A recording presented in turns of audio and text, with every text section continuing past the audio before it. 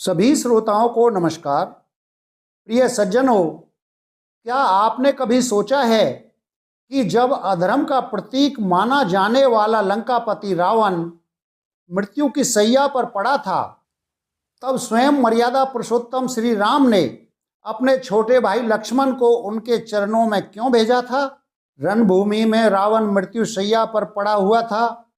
भगवान राम लक्ष्मण से कहते हैं, लक्ष्मण, इस संसार से नीति, राजनीति और शक्ति का सबसे बड़ा ज्ञाता जा रहा है। उनके पास जाओ और जीवन की कुछ ऐसी शिक्षाएं मांगो जो केवल एक अनुभवी सम्राट ही दे सकता है।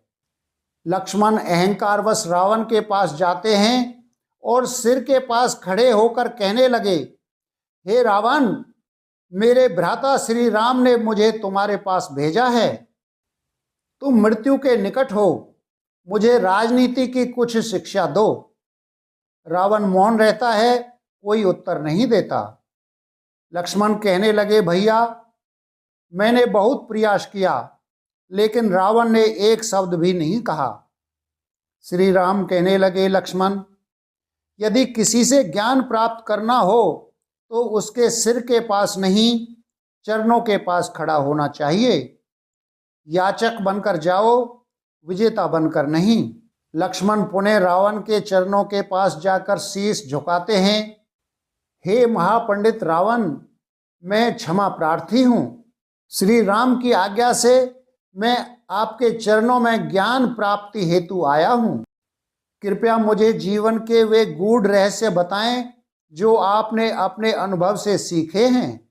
रावण बोले, लक्ष्मण, मेरी सांसें उखड़ रही हैं, पर तुम्हारा विनम्र भाव देखकर मैं तुम्हें वो बताऊंगा जो मैंने अपनी भूलों से सीखा है।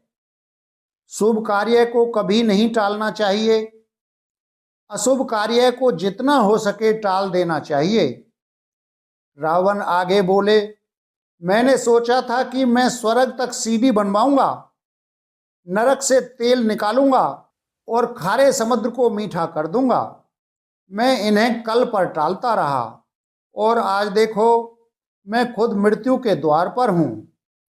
लेकिन राम से युद्ध करने का अशुभ विचार आते ही मैंने तुरंत कदम उठा लिया, जिसका परिणाम विनाश है। लक्ष्मण, कभी भी अपने शत्रु या रोग को छोटा मत समझना।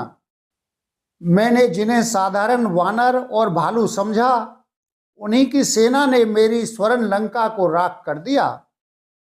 जिन मनुष्यों को मैं तुच्छ समझता था, आज उन्हीं के हाथों मेरा अंत हो रहा है। तीसरी बात याद रखना, अपने सारथी, अपने द्वारपाल, अपने रसोइये और अपने भाई से कभी शत्रुता नहीं करनी चाहिए।